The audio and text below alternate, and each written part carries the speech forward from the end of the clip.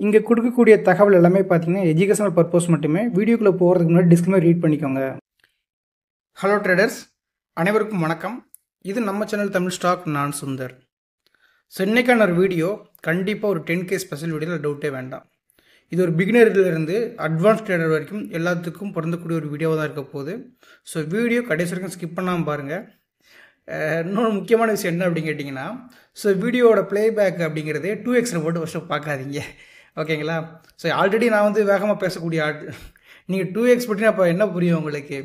அதனால் பொறுமையாக 1x speed போட்டு பாருங்கள், அப்போ தான் புரியறதுக்கான வாய்ப்பு இருக்குது.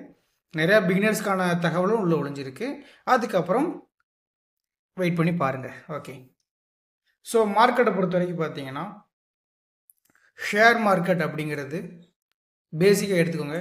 எதனால் கொண்டு வந்திருப்பாங்க? கண்டிப்பாக நிறையா பேருக்கு இந்த கேள்வி கேட்ட உடனே தோணும், ஒரு இன்வெஸ்ட்மெண்ட் பாயிண்ட் ஆஃப் வியூக்காக தான் ஷேர் மார்க்கெட்னு கொண்டு வந்தாங்க. ஸோ இன்வெஸ்ட்மெண்ட் யாரோட இன்வெஸ்ட்மெண்ட்? ஸோ கம்பெனிக்கு தேவையான ஃபண்டை வந்து பீப்புள்கிட்ட வாங்கி கொடுக்கக்கூடியதான் இந்த இன்வெஸ்ட்மெண்ட், இல்லையா? ஸோ இப்போ ஷேர் மார்க்கெட் உங்களுக்கு ஷார்ட்டாக சொல்லணும் அப்படின்னா, கம்பெனிக்கு தேவையான ஃபண்டை so foreign, domestic, mutual fund, corporate, people, some big பிளேயர்னால் அதிக அமௌண்ட் வச்சுக்கோங்க. இவங்க மூலியமாக என்ன பண்ணுவாங்க, ஃபண்ட் ரைஸ் பண்ணி கம்பெனிக்கு கொடுப்பாங்க. எதுக்கு கம்பெனி கொடுக்குறாங்க? இப்போ நான் ஒரு கம்பெனி ரன் பண்ணிக்கிட்டு இருக்கேன், நான் நெக்ஸ்ட் லெவல் என்னோடய கம்பெனி கொண்டு போகணும்னு நினைக்கிறேன், நியூ ப்ராஜெக்ட் நிறையா பண்ணுறேன், எனக்கு வந்து ப்ராஃபிட்டபுளாக இருக்குது. ஸோ இன்னும் நான் என்னுடைய பிரான்ச்சஸ் வந்து அதிகமாக ஓப்பன் பண்ணால் இன்னும் நிறையா ப்ரொடக்ஷன் எடுக்கலாம், அதனால் நிறையா டேர்ன் ஓவர் பண்ணலாங்கிற மாதிரி முடிவு பண்ணுறேன். பட் நியூ பிரான்ச்சஸ் ஓப்பன் பண்ணுறது கண்டிப்பாக அமௌண்ட்டு தேவைப்படும். ப்ரொடக்ஷன் இன்க்ரீஸ் பண்ணுறதுக்கும் மெட்டீரியல் நிறையா அவங்களுக்கு அமௌண்ட்டு தேவைப்படும். என்கிட்ட இல்லை, அப்போ என்ன பண்ணலாம்? பேங்க் சைடில் போய் கேட்கலாம். பேங்க் சைடில் நீங்கள் ஒன்று கேட்பீங்க, அவன் ஒன்று கொடுப்பான். ஏன்னா அவங்களோட நெட்ஒர்க் எவ்வளோ அதுக்கு தான் கொடுப்பாங்க, இல்லைங்களா? இதுவே நான் என்ன பண்ணுறேன் அப்படின்னா, செபிக்கிட்ட போய் கேட்குறேன். செபி, ஓகேவா? ஸோ அவங்க என்ன பண்ணுவாங்க, நம்ம ஒரு அமௌண்ட் கேட்குறோம், அந்த அமௌண்ட் நம்ம எலிஜிபிளாக இருந்தால் கொடுப்பாங்க, இல்லைன்னா ஜஸ்ட் இக்னோர் பண்ணிட்டு போயிடுவாங்க. சிம்பிள் லாஜிக், புரியுதுங்களா? ஸோ அப்படி எனக்கு செபி வந்து அப்ரூவல் கொடுக்கும்போது ஐபிஓ அப்படிங்கிற நேமில் கம்பெனி லிஸ்ட் ஆகும். அப்படி லிஸ்ட் ஆகிறதுக்கு முன்னாடியே யாருக்கெல்லாம் விருப்பம் இருக்கோ அந்த கம்பெனி வந்து நீங்கள் வாங்க முடியும். லாட் சைஸாக, சிங்கிள் ஷேராக வாங்க முடியாது, ஒரு லாட்டாக தான் வாங்க முடியும். அப்போ நீங்கள் இதை எப்படி பார்க்கணும்? இந்த கம்பெனியோட ஃபியூச்சர் குரோத் நல்லா இருக்குமா? காம்படிட்டர்லாம் யார் இருக்காங்க? இப்போ எக்ஸாம்பிளுக்கு பேங்க் செக்டார் அப்படின்னு பார்த்தீங்கன்னா, எல்லாருமே டக்குன்னு எடுத்துன்னு சொல்லிடுவோம். HDFC bank, axis bank, SBI, இல்லைங்களா? இதில் உள்ள இன்னும் நிறைய நல்ல நல்ல பேங்க்லாம் இருக்குது. ஏயு ஸ்மால் ஃபைனான்ஸ், இல்லைங்களா? அதுக்கும் கீழே நல்ல நல்ல பேங்க்லாம் நமக்கு தெரியாத பேர்லாம் நிறையா இருக்குது. ஸோ இதெல்லாம் வந்து நீங்கள் ரிசர்ச் பண்ணால் கண்டுபிடிச்சி உள்ளே போய் உங்களுடைய இன்வெஸ்ட்மெண்ட் அமௌண்ட்டை அவனுக்கு வந்து என்ன பண்ணலாம், கொடுக்கலாம். ஷேராக வாங்கிட்டு உங்கள் இன்வெஸ்ட்மெண்ட்டோட அமௌண்ட்டை நீங்கள் கொடுத்துட்டு ஷேரை கன்வெர்ட் பண்ணி உங்களுக்கு டிமார்ட்டை கொண்டு கொடுத்துருவான். இப்போ என்னாச்சு, இந்த ஷேர் மார்க்கெட் படி கம்பெனிக்கு தேவையான இன்வெஸ்ட்மெண்ட் ரெடி ஆயிடுச்சு. அதே போல் வாங்கக்கூடிய எல்லா ஆட்களுமே அந்த கம்பெனியோட ஒரு பார்ட்னராக மாறிடுறீங்க. பார்ட்னரால் என்னது, உங்களுக்கு ப்ராஃபிட் லாஸஸ் அப்படிங்கிறது உங்களுக்கும் பங்கு உண்டு. அதான் ஷேர் மார்க்கெட், பங்கு சந்தை, இல்லைங்களா? இதுதான் பேசிக். இந்த பேசிக் கண்டிப்பாக நிறைய தெரிஞ்சிருக்கும். இப்போது இந்த ஷேர் மார்க்கெட்டில் வெறும் இன்வெஸ்ட்மெண்ட் மட்டும்தான் இருக்கா? கண்டிப்பாக கிடையாது. ட்ரேடிங் அப்படிங்கிற இன்னொரு பிளாட்ஃபார்மும் இருக்குது. ஸோ ட்ரேடிங் என்னங்க இருக்கும்? எல்லாத்துக்குமே தெரிஞ்சது. ட்ரேடிங் அப்படின்னாலே ஃபஸ்ட்டு எல்லாத்துக்கும் என்ன தெரியும்? சொன்ன அடுத்த செகண்ட் ஒரு எஃப்எண்டோ ஃபியூச்சர் அண்ட் ஆப்ஷன் வருவீங்க. ஆக்சுவலாக ஃபியூச்சர் அண்ட் ஆப்ஷனுக்கெல்லாம் முன்னாடி ஃபஸ்ட்டு ஷேர் மார்க்கெட் 2 விதமான செக்மெண்ட் இருக்குது. ஸோ ஃபஸ்ட்டு வந்து ஈக்விட்டி, இதுதான் கேஷ் செக்மெண்ட் அப்படின்னு சொல்லுவோம். ஸோ ரெண்டாவது என்ன அப்படின்னு கேட்டிங்கன்னா டெரிவேட்டிவ்ஸ், இல்லைங்களா? இது மாதிரி 2 விதமான செக்மெண்ட்டு தான் ஷேர் மார்க்கெட்டில் உண்டு. ஸோ இப்போது டெரிவேட்டிவ்ஸில் வரக்கூடிய ஒன் ஆஃப் த ஆப்ஷன் தான் ஃபியூச்சர் அண்ட் ஆப்ஷன், இல்லைங்களா? இப்போது ஈக்விட்டி அப்படின்னு எடுத்துக்கிட்டிங்கன்னா ஷேர் வந்து நீங்கள் என்ன பண்ணுறீங்க, பை செல் பண்ணுறீங்க. டெரிவேட்டிவ்ஸ் என்ன பண்ண போகிறீங்க, ஷேர் ஆர் இண்டெக்ஸோடைய ஃபியூச்சரையும் இல்லை ஆப்ஷனையும் என்ன பண்ண போகிறீங்க, பை செல் பண்ண போகிறீங்க. இதுதான் லாஜிக். இப்படி தான் பண்ணணும், இல்லைங்களா? இதெல்லாம் டெரிவேட்டிவ்ஸோட இது உங்களுக்கு சிம்பிளாக சொல்லணும்னா. அப்போது ஈக்விட்டி, டெரிவேட்டிவ்ஸ் ரெண்டுமே வந்து ட்ரேடிங்னு ஒன்று முதன்மையாக இருக்கக்கூடிய ஒன்று தான். அந்த ட்ரேடிங்கில் ஃபஸ்ட்டு வந்து பார்த்திங்கன்னா இன்ட்ராடே அப்படின்னு ஒன்று இருக்கும். ஸோ இன்ட்ராடே என்ன 9:15 to 3:20 உங்களோட ட்ரேட் வந்து முடிக்கக்கூடியது பை செல் அப்படிங்கிற ஆக்டிவிட்டீஸை. ஸோ ரெண்டாவது வந்து பார்த்தீங்கன்னா இது கிட்டத்தட்ட ஒரு இன்ட்ராடே மாதிரி தான். BTST buy today sell tomorrow or STBT sell today by tomorrow. இது வந்து ஃபியூச்சராகவோ இல்லை கால் ஆப்ஷன் புட் ஆப்ஷனையோ நீங்கள் என்ன பண்ணலாம் பண்ண முடியும். ஸோ மூணாவது என்ன சொல்லுவோம், ஸ்விங் ட்ரேடிங். நாலாவது பொசிஷனல் ட்ரேடிங். அஞ்சாவது ஷார்ட் டர்ம் இன்வெஸ்ட்மெண்ட்டு. ஆறாவது லாங் டர்ம் இன்வெஸ்ட்மெண்ட்டு. அப்போது ஃபஸ்ட்டு வந்து ஷேர் மார்க்கெட் என்னன்னு தெரிஞ்சுக்கிட்டோம். தென் ஷேர் மார்க்கெட்டில் வந்து ட்ரேடிங் பண்ணலாம் அப்படிங்கிற ஒரு விஷயத்த சொன்னோம். அது வந்து ஈக்விட்டிலும் பண்ணலாம், டெரிவேட்டிவ்ஸும் பண்ணலாம். ஸோ ஈக்விட்டிங்கிறது டைரெக்டாக ஷேரை வந்து பை செல் பண்ணுறது. டெரிவேட்டிவ்ஸ் அப்படிங்கிறது ஷேரோட ஃபியூச்சர் ஆர் ஆப்ஷனோடைய கான்ட்ராக்டை பை செல் பண்ணுறது, ஆர் இண்டெக்ஸோட ஃபியூச்சர் அண்ட் ஆப்ஷன் கான்ட்ராக்டை பை செல் பண்ணுறதுங்கிறது தெரிஞ்சுக்கிட்டோம். ஸோ அப்போ அந்த ட்ரேடிங்கில் ஒரு என்னெல்லாம் இருக்குது அப்படின்னு கேட்டிங்கன்னா intraday, BTST, STBT, swing trading, positional trading, short term investment, long term investment. ஓகேங்களா? ஸோ இந்த ஷார்ட் டர்ம் லாங் டர்ம் அப்படிங்கிறது பார்த்தீங்கன்னா ஃபஸ்ட் நான் லாங் டர்முக்கு வரேன். ஸோ இந்த லாங் டர்மில் என்ன ப்ரோ அப்படின்னு நிறைய கொஸ்டின் கேட்பீங்க. 10 வருஷம் 15 வருஷம் அப்படிலாம் கிடையாது. லாங் டர்ம் அப்படின்னா என்ன அப்படின்னா, நான் ஒரு கம்பெனி ரன் பண்ணிக்கிட்டு இருக்கேன். ஸோ என் காலத்துக்கு அப்புறம் அந்த கம்பெனி எழுத்து கொண்டு போயிடுவேண்ணா? இல்லை என்னோட அடுத்த ஜென்ரேஷன் கொடுப்பேன்ல. ஸோ கிட்டத்தட்ட லாங் டர்ம் இன்வெஸ்ட்மெண்ட்டுங்கிறது அதுதான். நீங்கள் ஒரு கம்பெனி வந்து பார்ட்னராக இருக்கீங்க அப்படின்னா அந்த பார்ட்னர்ஷிப் நீங்கள் உடனே ப்ரோக் பண்ணிட்டு வெளியே வரக்கூடாது. உங்களோட அடுத்த ஜென்ரேஷன் கொண்டு போய் கொடுக்கணும்ல, நாமினி போட்டு கொண்டு போய் கொடுக்குறதா லாங் டர்ம் இன்வெஸ்ட்மெண்ட். நல்ல ஃபண்டமெண்டல் ஸ்ட்ராங்காக இருக்க கம்பெனியில் நம்ம பண்ணக்கூடியது. ஸோ அடுத்து வந்து ஷார்ட் டர்ம் இன்வெஸ்ட்மெண்ட். இது என்ன ப்ரோ ஷார்ட் டர்ம் இன்வெஸ்ட்மெண்ட் அப்படின்னு கேட்டிங்கன்னா, இது வந்து பார்த்தீங்கன்னா நீங்கள் ஒரு ஷேருக்கு வந்து ஒரு 2 lakh அப்படிங்கிறது ஃபிக்ஸ் பண்ணுறீங்க. இப்போ எக்ஸாம்பிளுக்கு டாடா ஸ்டீல் அப்படிங்கிற ஒரு ஷேர் இருக்குது. இந்த ஷேருக்கு நான் என்ன பண்ணுறேன் அப்படின்னா ஒரு 2 lakh அப்படிங்கிறது இன்வெஸ்ட்மெண்ட் ஃபஸ்ட்டு எடுத்து வச்சிடுறேன். நான் எதிர்பார்த்தது ஒரு 50% வந்து எனக்கு ரிட்டர்ன் இன்வெஸ்ட்மெண்ட் கிடைச்சா போதும் ஒரு லாங் ரன்னுக்கு நீங்கள் எதிர்பார்க்குறேன். ஓகேங்களா? ஸோ மார்க்கெட் வந்து ஒரு 100 ரூபா ரேஞ்சஸில் இருக்கும்போது நான் என்ன பண்ணிட்டேன், டாடா ஸ்டீலை வந்து ஒரு 2 லட்ச ரூபா போட்டு பை பண்ணி வச்சுக்கிட்டேன். 2 லட்ச ரூபா போட்டு வெறும் 100 ரூபா மதிப்பில் ஷேர் வாங்கினீங்க, கிட்டத்தட்ட 2000 ஷேர் நீங்கள் வாங்கியிருப்பீங்க கையில். இப்போ ஒரு 150 ரூபா போனால் என்ன பண்ணுறேன் அப்படின்னா, எனக்கு ஆல்ரெடி என்ன பண்ணிட்டான், 1 லட்ச ரூபா ப்ராஃபிட்டில் வந்துருச்சு. லாங் டர்ம் சொல்கிறேன், அதாவது லாங் டர்ம் மீன்ஸ் நம்ம அடுத்த ஜென்ரேஷன் கொண்டு போய் கொடுக்குறது சொல்லியாச்சு. இதே ஷார்ட் டேர்மில் வந்து 2 லட்சம் இன்வெஸ்ட் பண்ணியிருக்கீங்க, நீங்களே முடிவு பண்ணுறீங்க எப்படியும் ஒரு 50% ரிட்டர்ன்ஸ் கிடச்சா போதும், போட்ட காசில் பாதி வந்தால் போதும், அதை மாதிரி ஒரு மைண்ட் செட்டில் இருக்கீங்க. அப்படி இருக்கும்போது ஒரு 50% ரிட்டர்ன் இன்வெஸ்ட்மெண்ட் வந்துச்சுன்னா இதில் ஒரு 70 to 80% என்ன பண்ணுறீங்க, புக் பண்ணுறீங்க. அப்போது 100 மதிப்புள்ள ஸ்டாக்கு எவ்வளோ வாங்கிங்க, 2000 வாங்கியிருக்கீங்க. அதில் ஒரு 1800 என்ன பண்ணுறீங்க, உங்களோட ப்ராஃபிட்டை புக் பண்ணிவிட்டு மீதி இருக்கக்கூடிய ஒரு 200 வந்து அப்படி விட்டுறீங்க. ஏன்னா ஷார்ட் டேர்ம் இன்வெஸ்ட்மெண்ட்டு. நான் போட்ட காசுலேருந்து ஒரு ப்ராஃபிட் எடுத்துகிட்டு பேலன்ஸ் அப்படி விட்டுருவேன். இதுதான் ஷார்ட் டேர்ம் இன்வெஸ்ட்மெண்ட். ஓகேங்களா? இது வந்து நம்ம புரிதலில் சில விஷயங்கள் நம்ம சேஞ்ச் பண்ணி சொல்கிறோம். மேபி நிறையா யூடியூபர்ஸில் வேறு மாதிரி சொல்லலாம், பட் இது இப்படி ஃபோக்கஸ் பண்ணணும் அப்படின்னு நான் சொல்ல வரேன். சரி ப்ரோ, அப்போ பொசிஷனல் ட்ரேடிங் என்ன ப்ரோ?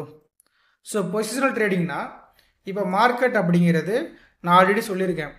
ஷேர் மார்க்கெட்டில் இன்வெஸ்டர்ஸ் அப்படிங்கிறவங்க ஃபண்டமெண்டல் ஸ்ட்ராங்கான ஸ்டாக் தான் இன்வெஸ்ட் பண்ண போகிறீங்க, அது டவுட்டே கிடையாது. அது எப்படி ஃபண்டமெண்டல் ஸ்ட்ராங்கான ஸ்டாக்கை நான் கண்டுபிடிக்கிறது?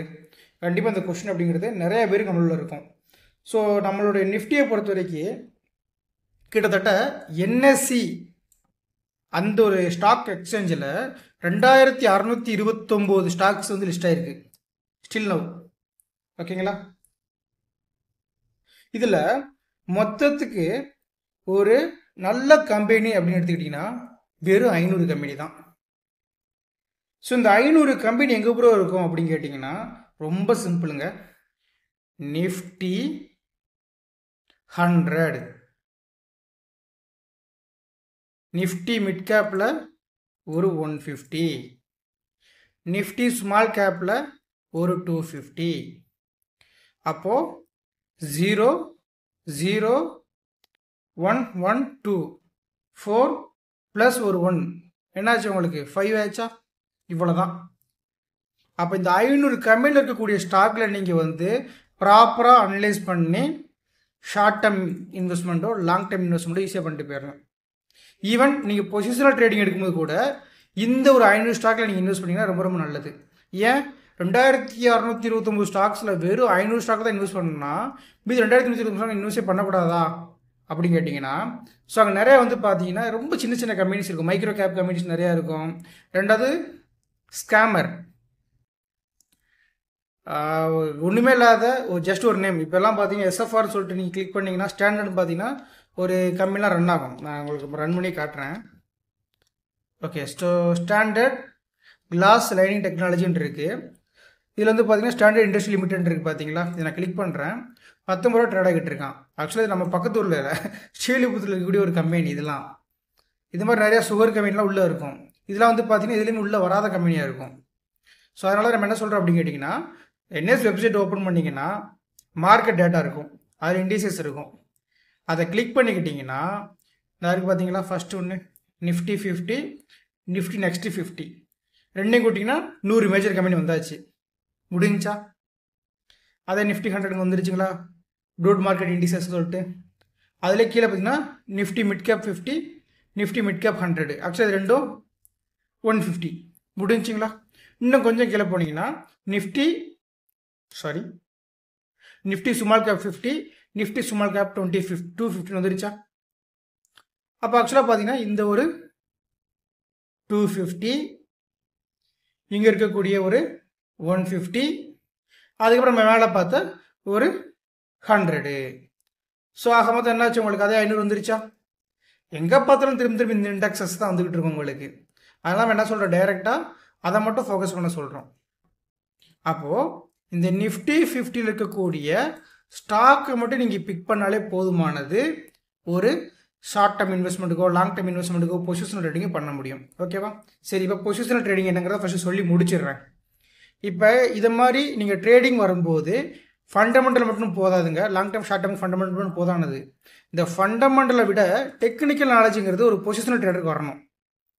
அப்போது என்ன பண்ண போகிறோம் அப்படின்னா, ஆல்ரெடி நம்ம நிறைய யூடியூப்லேயே சொல்லியிருப்போம்ல, நிறைய வீடியோஸில் ஒரு ஹையர் ஃபார்மேஷன் அப்ட்ரெண்டில் இருக்கக்கூடிய மார்க்கெட் ஒரு டிமாண்டை டேப் பண்ணிவிட்டு திரும்ப மேலே போகலாம்.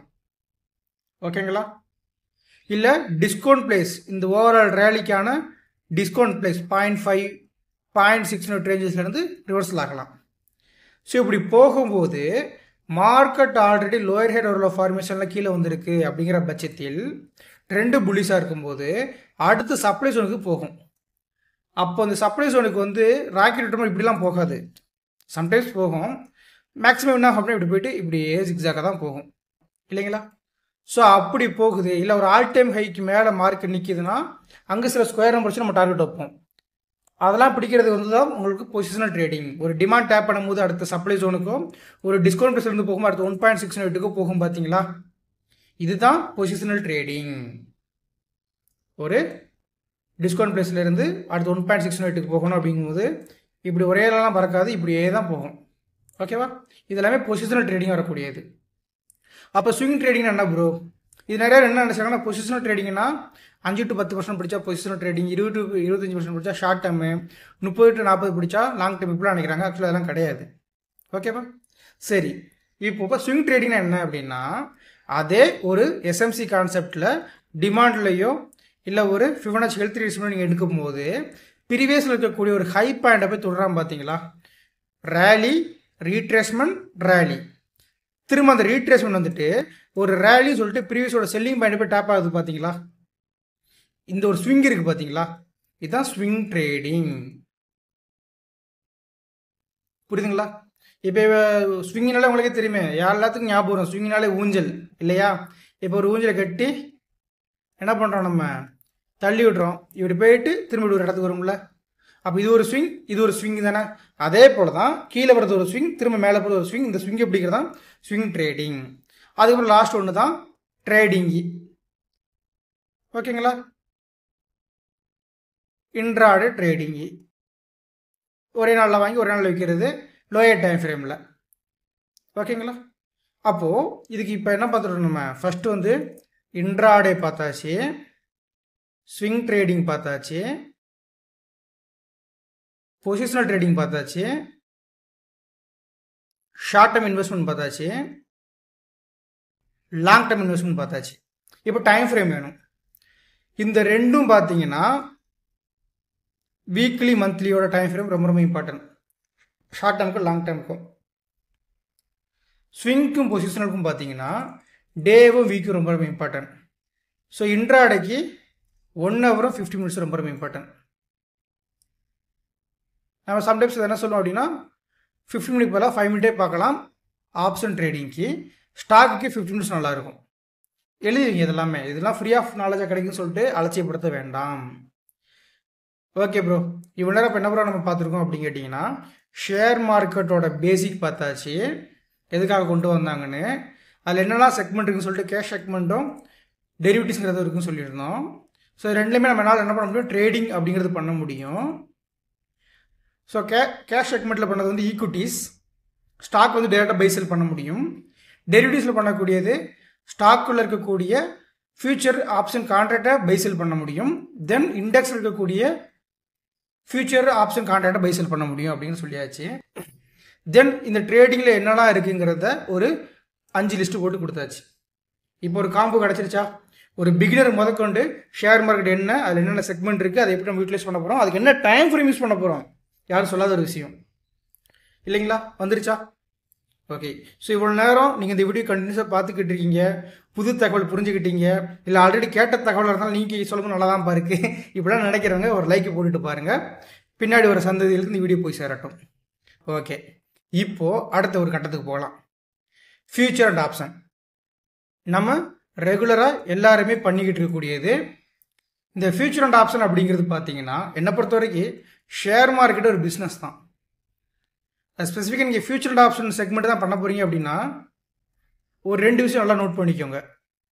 ஃபஸ்ட்டு வந்து பார்த்தீங்கன்னா கிட்டத்தட்ட நம்ம வந்து ஒரு யூஜி முடிக்கும் போதோ இல்லை போஸ்ட் கிராஜுவேட் முடிக்கும் போதோ கண்டிப்பாக நம்மளோட செட்டில் நம்ம காலேஜில் ஒரு 400 to 1000 பேருக்கு மேலே படிச்சிருக்கலாம். நம்ம வந்து இப்போ நான் வந்து 2016 வெளியேறேன் அப்படின்னா என்னோடய காலேஜில் என்னோடய செட் வந்து பார்த்தீங்கன்னா கிட்டத்தட்ட ஒரு 1000 பேர் படித்தாங்க. இந்த 1000 பேரில் எத்தனை பேர் பிஸ்னஸ் ஸ்டார்ட் பண்ணான், அதில் எத்தனை பேர் சக்ஸஸாக இருக்கான் ஸ்டில் நவ்? இப்படி இருந்தால் நீங்களே ஜஸ்ட்டு திங்க் பண்ணி பாருங்கள், இல்லை உங்களோட ஃப்ரெண்ட்ஸ் சர்க்கிள் ஒரு பேசி பாருங்கள். ரொம்ப ரொம்ப கம்மியாக தான் இருக்கும் இல்லையா? படித்து முடிச்சுன்னா படிப்பு வேலை தேடி ஓடுறதில் 80% ஓடிடுவாங்க இல்லையா? அதில் ஒரு 10% வந்து பார்த்தீங்கன்னா அது 80% வந்து படிப்புக்கு வேலைக்கு ஓடுவாங்க. பட் கிடைக்கிறது என்னமோ அவங்கவுங்க அட்மாஸ்பியரை பொறுத்து அவங்களுடைய எஃபோர்ட்டை பொறுத்து கிடைக்கும். ஏன்னா பிஇ முடிச்சவங்க நிறைய பேர் இன்றைக்கி எஸ்ஐயாக இருக்கு இல்லையா? ஏன் பிஇ முடிச்ச அடுத்த மறுபடியும் அவங்க லா படிக்கலையா? அதெல்லாம் அதுக்கப்புறம் அவங்களோட ஓன் சாய்ஸ். இதில் 10% பார்த்தீங்கன்னா பிஸ்னஸ் பண்ணலாம் எக்ஸாம்பிளுக்கு. அதில் 10% எத்தனை பேர் சக்ஸஸ் பண்ணுறாங்க, எத்தனை பேர் ஃபேமிலி பேக்ரவுண்டால பிஸ்னஸில் வந்தாங்க, எத்தனை பேர் நியூவாக பிஸ்னஸில் வந்திருக்காங்க, அதில் எத்தனை பேர் சக்ஸஸ் பண்ணியிருக்காங்க. இதெல்லாம் பெரிய டாஸ்க் பார்த்தீங்களா? இது ஏன் ஒரு சம்மந்தமே இல்லாமல் இந்த இடத்துல சொல்கிறீங்க அப்படின்னா பிகாஸ் ஆஃப் எஃபர்ட்டுங்கிறது ஒரு பியூரான பிஸ்னஸுங்க. அந்த பிஸ்னஸில் நீங்கள் சக்ஸஸ் பண்ணணும் அப்படின்னா உங்களோட ஃபுல் எஃபர்ட் இங்கே வரணும். டெய்லி 500 சம்பாதிச்சிருவேன், டெய்லி 500 சம்பாதிச்சிருவேன், அந்த இண்டிகேட்டர் இருந்தால் அந்த யூடியூப்பில் போட்டாங்க, இந்த யூடியூப்பில் இது போட்டாங்க, இது சொல்கிறாங்க, எதுவுமே நம்பாதீங்க. எதுவுமே உங்களுக்கு வந்து சக்ஸஸ் ஆக போகிறதில்ல. ஈவன் நான் ரெகுலராக கொடுத்துட்டு இருக்கேன் 9 மாதமா, அந்த வீடியோ உங்களை சக்ஸஸ் ஆகாது. நீங்கள் அதில் எஃபோர்ட் போட்டு இறங்கணும் இல்லைங்களா? அப்படி ஒரு பிஸ்னஸ் ஆட்டிடியூட்டில் நீங்கள் உள்ளே போனால் தான் எஃபோர்ட் ஒரு ஆப்ஷன் நீங்களே சக்ஸஸ் பண்ண முடியும். அப்போது கிட்டத்தட்ட எவ்வளோ பேர் டிமார்ட் அக்கௌண்ட் ஓப்பன் பண்ணியிருக்காங்க, அதில் எவரும் ஸ்டில் நவ் சக்ஸஸாக இருக்காங்கன்னு பார்த்தீங்கன்னா ரொம்ப கம்மி. அதான் ஜெரதா அக்கௌண்ட்டை காலையில் ஓப்பன் பண்ண சொல்லுவாங்கள்ல, 10 இல்லை 9 ட்ரேடர் இன்னுமே லாஸ்ட் தான் பண்ணிக்கிட்டு இருக்காங்க. 5000க்கு மேலே அவங்களோட 50,000 ஆக்சுவலாக 50,000க்கு மேலே அவங்களோட லாக்ஸஸ் இருக்குது. ஈவன் ப்ராஃபிட் பண்ணவங்களே கிட்டத்தட்ட டாக்ஸாகவே அது கொடுத்துக்கிட்டு இருக்காங்க இல்லைங்களா? ப்ராஃபிட் வந்து வெறும் புரோக்கரேஜாகவும் எஸ்டிடியாகவும் ஸ்டாம்ப் டியூட்டியாகவும் டாக்ஸாகவே பே பண்ணிட்டு இருக்காங்கிறது எல்லாமே நீங்கள் படிச்சிருப்பீங்க. அப்போது ப்ராப்பரான ஒரு நாலேஜ் வேணும். அந்த நாலேஜ் தமிழ் ஸ்டாக்ல இருக்குது, நீங்கள் பார்த்துருப்பீங்க. இருந்தாலும் நான் வந்து முன்னாடி சொல்லிடுறேன். ஃபஸ்ட்டு ஒன்று வந்து பிஸ்னஸாக பார்க்கணும். ரெண்டாவது என்ன அப்படி கேட்டிங்கன்னா ஷார்ப்பான மைண்ட் செட்டுங்க. இந்த மைண்ட் செட்டு இல்லைன்னா ஒன்றுமே பண்ண முடியாது. லாஜிக் புரியுதுங்களா? இந்த ரெண்டு வந்து நீங்கள் ஃபஸ்ட்டு திங்க் பண்ணிக்கிங்க. நான் ஒரு பிஸ்னஸ் மைண்ட் செட்டில் தான் உள்ளே வரேங்கிறத ஃபஸ்ட்டு நீங்கள் ஃபோக்கஸ் பண்ணிக்கணும். என் பேட்சை நான் கேட்பேன். ஒரு தடவை முடிவு பண்ணிட்டேன் என் பேட்சை நானே கேட்க மாட்டேன். அப்படிலாம் சொல்லக்கூடாது, கேட்கணும், வேறு வழி கிடையாது. ஓகேங்களா? சரி, இப்போது எஃப்எண்டோட பேசிக்கு போயிடலாம் உள்ள. இது ஜஸ்ட் நான் வந்து ஒரு அவேர்னஸ்க்காக இதெல்லாம் கொடுத்துட்டேன். இப்போ எஃப்எண்டோட செக்மெண்ட்டுக்கு டேரெக்டாக போயிடலாம். இப்போ இந்த ஃபியூச்சர் அண்ட் ஆப்ஷன் அப்படின்னு எடுத்துக்கிட்டிங்கன்னா ரெண்டு வெவ்வேறு. ஸோ நிஃப்டி 50 வந்து நீங்கள் டைரெக்டாக பை அண்ட் செல் பண்ண முடியாது. இதனால் உங்களுக்கு கொடுத்த ஒரு செக்மெண்ட் தான் நிஃப்டி ஃபியூச்சர். உங்களுக்கு நிறைய பேருக்கு தெரியாத ஒரு சில விஷயத்த சொல்கிறேன். இந்த நிஃப்டி ஃபியூச்சர் அப்படிங்கிறது பார்த்தீங்கன்னா எப்போவுமே நிஃப்டியோட பாசிட்டிவாகவே இருப்பாங்க. எத்தனை நோட் பண்ணியிருக்கீங்க? நிஃப்டி 25,000 ட்ரேட் ஆகிட்டு இருப்பான், ஃபியூச்சர் 25,100 ட்ரேட் ஆகிட்டு இருப்பான். யாராவது யோசிச்சிருக்கீங்களா ஏன் ட்ரேட் ஆகுது? ஏன்னா ஃபியூச்சர் எதிர்காலம் அப்படின்னு நினைப்பீங்க. அப்படிலாம் கிடையாது. எல்லாமே மேக்ஸ் வந்துட்டோமா கடைசி நம்ம இடத்துக்கு. அது எப்படி ப்ரோ அப்படின்னு கேட்டிங்கன்னா ஒரு சூப்பர் ஃபார்முலா இருக்குது. So Nifty future equal to spot 1 + R - D multiple with D by 365. இது ஒரு ஃபார்முலா. அதாவது என்ன சொல்ல வரேன் அப்படின்னா நிஃப்டியோட ஃபியூச்சருக்கு வந்து ஸ்பாட் 25,000 அப்படிங்கிற இடத்துல ட்ரேட் ஆகிட்டு இருக்கு அப்படின்னா அது கூட மல்டிபிள் வித் 1 + R அப்படிங்கிறது ரேட் ஆஃப் இன்ட்ரெஸ்ட். இப்போ பேங்கோட ஆர்டி உங்களுக்கு தெரியும் 7% கிட்ட கொடுப்பாங்களா, அந்த 7% minus dividend yield. Common dividend வந்து நம்ம அப்ராக்சிமேட்லி கான்ட்ராக்டோட பை செல்லிங்கை பொறுத்து 1 இருந்து +or-5 வரைக்கும் போகலாம். நான் வந்து 1ஆகவே போட்டுக்கிறேன். அது கூட மல்டிபிள் வித்து டி அப்படிங்கிறது கான்ட்ராக்ட், மந்த்லி கான்ட்ராக்ட் வந்து இப்போ 30 நாள் இருக்குமா, அந்த 30 அப்படிங்கிறது 365 அப்படிங்கிறது 360 டிகிரி டே, 365 டேஸ் பர் இயருக்கு. இதான் ஒரு கால்குலேஷன். இந்த கால்குலேஷன் படி தான் நிஃப்டி ஃபியூச்சரோடைய வேல்யூ அப்படிங்கிறது ஃபிக்ஸ் பண்ணுவாங்க. இதில் மாறக்கூடியது என்ன அப்படின்னு கேட்டிங்கன்னா ரேட் ஆஃப் இன்ட்ரெஸ்ட்டும் டிவிடெண்ட் ஈல்டும் மாறும். டேங்கிறது மந்த் எண்டில் 30ஆகவும் மந்த் ஃபஸ்ட்டில் 30ஆகவும் மந்த் குறையும்.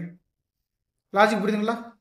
இப்போ இந்த ஃபார்முலா வந்து அப்படி நான் என்ன பண்ணுறவங்களுக்கு எக்ஸல் ஷீட்டில் போட்டு காட்டிடுறேன். Okay, so excel sheet ready ஆகலை, அதனால் இதிலே போட்டுறேன். 1ல் 25,000 அப்படிங்கிறத அங்கே வச்சுக்கிட்டோம். 1 + பர்சன்டேஜ் வந்து 0.07 போட்டுறேன், -0.01. So multiple with 30 divide by 365 ஒரு கால்குலேஷன் போடுறோமா. இப்போ இதில் ஃபஸ்ட்டு என்ன பண்ணுறோம் அப்படின்னு கேட்டிங்கன்னா வழக்கம் போல தான் நிறைய தெரிஞ்சிருக்கணும்ல, பாடி மாஸ்ம்பாங்களே. ஸோ அது எப்படி பார்க்கும்போது ஃபஸ்ட்டு வந்து 0.07 மைனஸ் 0.01 என்ன வருது உங்களுக்கு? கரெக்டாக பார்த்தீங்கன்னா 0.06 ப்ராக்கெட் உள்ளதை R - D போட்டாச்சு. இப்போ multiple with D divide by 365. இப்போ என்ன பண்ணுவோம்? டீங்கிறது 30 சொல்லியாச்சா? அப்போது 30 டிவைட் பை 365 0.0827. இதை மல்டிபிள் வித் 0.06 இவ்வளோ வருதுங்களா? இதுக்கு முன்னாடி என்ன வரும்? 1 அப்படிங்கிற ஒரு வேல்யூ வருமா? 1 +ஆ +1ங்கிறத நான் என்ன பண்ணுறேன்? ஆட் பண்ணுறேன். 1.00493. இப்போது spot Nifty future equal to spot multiple with தானே போட்டிருந்தோம். அப்போ 25,000 சொல்லியிருந்தோமா? அந்த 25,000 இப்போ மல்டிபிள் பண்ணிங்கன்னா 25,000 ட்ரேட் ஆகிட்டு இருந்துச்சு அப்படின்னா 25,121 வருங்க. சிம்பிளாக முடிஞ்சா? அப்போ இதில் வந்து இந்த ரேட் ஆஃப் இன்ட்ரெஸ்ட் டிவிடெண்ட் ரேட்டை பொறுத்து இது குறையவும் செய்யும். எப்போவுமே நிஃப்டி ஃபியூச்சர் வந்து உங்களுக்கு ஹை ப்ரைஸ் மட்டும் இருக்காது, டிகிரிஸும் இருக்கும். அது நான் சில எக்ஸாம்பிளோட காட்டிடவா? ஸோ இதில் லெஃப்ட் ஹேண்ட் சைடில் வந்து நிஃப்டி 50யோடதையும் ரைட் ஹேண்ட் சைடில் நிஃப்டி 50யோட ஃபியூச்சரை எடுத்து வச்சுருக்கேன். ஓகேங்களா? ஸோ இப்போ மேக்ஸிமம் பாருங்கள், இந்த இடத்துல நான் மார்க் பண்ணி காட்டுறேன். என்ன இருக்குது? 25,104 இருக்குது. இங்கே வந்து பார்த்தீங்கன்னா 25,205 இருக்குது. ஸோ வழக்கம் போல் நிஃப்டி 50யை விட நிஃப்டி ஃபியூச்சர் அதிகமாக இருக்கா? இது வந்து பார்த்தீங்கன்னா ப்ரீமியம் மார்க்கெட் சொல்லுவோம். ஸோ எப்போல்லாம் நிஃப்டி 50யோட ஃபியூச்சர் வந்து அதிகமாக இருக்கோ அது வந்து ப்ரீமியம் மார்க்கெட். ப்ரோ எப்போவுமே மார்க்கெட் அப்படி தானே ப்ரோ இருக்கும் அப்படிம்பீங்க. ஸோ அப்படி கிடையாது. இப்போ ஒரு இடத்துல ஒருத்தன் காசு போகிறான்னா கண்டிப்பாக இடம் ரேட்டு ஃப்ளாட்டுங்கிறது இன்க்ரீஸ் ஆகிட்டே இருக்க போகுது. காலம் கூட இடத்தோட மதிப்பு கூட போகுது. அதே போல் கோல்டு ஜுவல் ஏதாவது வாங்கி வச்சாலுமே அதோட மதிப்பு கூட போகுது. அதே போல தான் நிஃப்டிங்கிறதும் காலங்காலமாக பார்த்துக்கிட்டு உங்களுக்கு தெரியும். 7,000லேருந்து எவ்வளோ அதிகமாக 16K போனால் திரும்ப 16K எவ்வளோ அதிகமாக 20 போனால் 20க்கு அப்புறம் கீழே வந்து திரும்பி எப்படி 26 பண்ண எல்லாத்தையுமே தெரிஞ்சிருக்கும். அப்போது இந்த ஃபியூச்சர் கான்ட்ராக்ட் பார்த்தீங்கன்னா கேரி ஃபார்வர்ட் பண்ண முடியும் அவங்களோட பையிங் கான்ட்ராக்டை. அந்த ஒரு நோக்கத்தினால எப்பவுமே பார்த்தீங்கன்னா அதிகப்படியான பையர்ஸ் அப்படிங்கிறவங்க என்ன பண்ணுவாங்க, ஒவ்வொரு மந்தோட ஃபியூச்சர் கான்ட்ராக்டை பை பண்ணிகிட்டே தான் இருப்பாங்க. பட் மந்த் எண்ட் ஆட்டோமேட்டிக் என்ன ஆகும், ஸ்பாட் ஈக்குவல் டு ஃபியூச்சராக மாறிடும். ஏன்னா அந்த கான்ட்ராக்டை க்ளோஸ் பண்ணிட்டு கேரி ஃபார்வர்ட் பண்ணிடுவாங்க. இதுதான் ரெகுலர் நடக்குது தான் ப்ரீமியம் மார்க்கெட்னு சொல்லுவோம். பட் எப்போவுமே இப்படி இருக்காது. எக்ஸாம்பிள் நான் என்ன பண்ணுறேன் அப்படின்னா, ஒரு பெரிய பீரியட் இருக்குல்ல கொரோனா, அந்த கொரோனாவில் போய் செக் பண்ணி பார்ப்போம். அப்போ தான் உங்களுக்கு ரியாலிட்டி புரியும், எல்லாம் புரியாது. 2020 இல்லைங்களா? ஸோ இந்த கொரோனாவில் வந்து பாருங்கள், இங்கே மார்க் பண்ணுறேன், இங்கே மார்க் பண்ணுறேன். ஸோ ஸ்டில் கிட்டத்தட்ட பார்த்தீங்கன்னா 2020 மார்ச் 17 மார்க் பண்ணியிருக்கேன். ஸோ இங்கே நம்ம என்ன பண்ணுறோம், அதே 2020 மார்ச் 17 போயிடுவோம். ஓகேங்களா? ஓகே, போயாச்சுங்க, வந்துடுச்சுங்களா? இப்போ அதே போல் அந்த மார்ச் 17 நம்ம மார்க் பண்ணிக்கலாமா? ஓகே. ஸோ இதோட பாருங்கள், ஃபஸ்ட் டைம் வந்து டே சார்ட். ஓகே,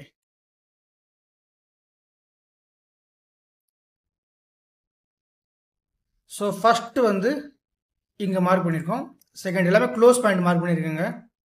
இப்போ நல்லா இதில் கவனிச்சு பாருங்கள், இங்கே இருக்கக்கூடியது 9197 இல்லையா? என்ன டேட்டுக்குள்ளது? மார்ச் 16. அதே மார்ச் 16 க்ளோஸ் எங்கே இருக்குது? 118. இங்கே என்ன இருக்குது? ஸ்பாட்டை விட ஃபியூச்சர் கம்மியாக இருக்குது, தெரியுதுங்களா? இது டிஸ்கவுண்ட் மார்க்கெட்டு.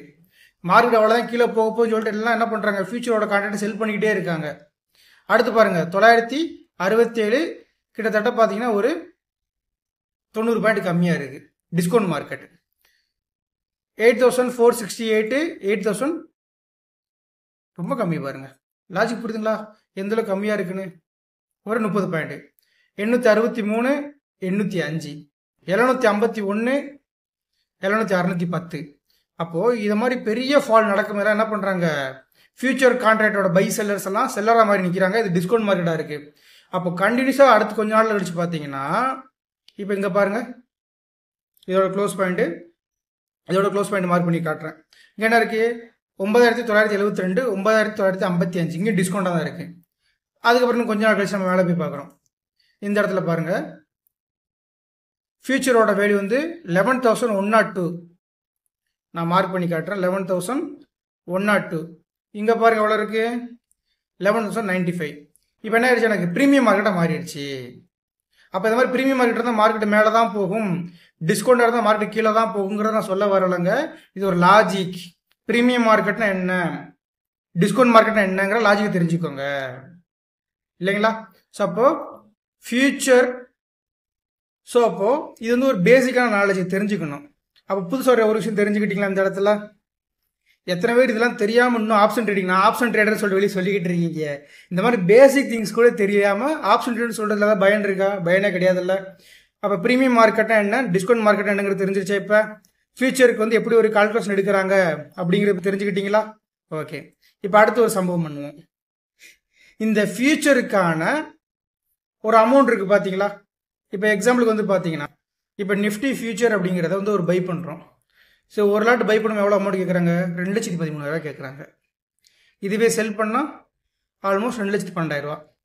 கிட்டத்தட்ட பார்த்தீங்கன்னா ஒரு ஃபியூச்சரை கான்ட்ராக்ட் ஒரு லாட் பை பண்ணுறதுக்கு 2 லட்ச ரூபாய்க்கு மேலே நம்மளுக்கு கேபிட்டல் தேவைப்படுது. ஸோ இந்த 2 லட்ச ரூபா கேபிட்டல் எப்படி ப்ரோ கால்குலேட் பண்ணுறாங்க? இது ஒரு பெரிய கொஸ்டின் மார்க் எல்லாத்துக்கும், இல்லைங்களா? ஸோ அதுவுமே மேக்ஸ் தாங்க, மேத்தமெட்டிக்கெல்லாம் ஒன்றுமே கிடையாது. ஸோ இப்போ ஒரு 2024 ஆகஸ்ட் மாதம் ஒரு நியூஸ் கொடுத்துருந்தாங்க.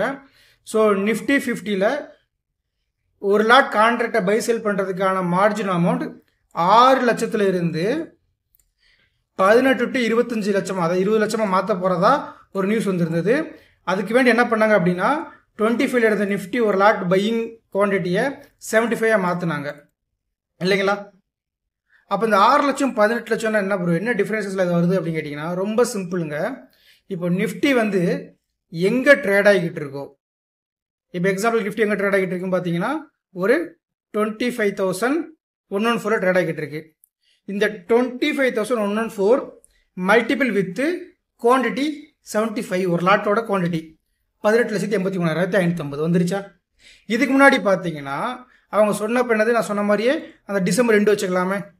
ஸோ அந்த டிசம்பர் 2 அப்பெல்லாம் பார்த்தீங்கன்னா ஓகே இதுதான் ஆகஸ்ட் மாதம் உச்சத்தில் இருந்திருக்காங்கள 26,200 வைப்போம்.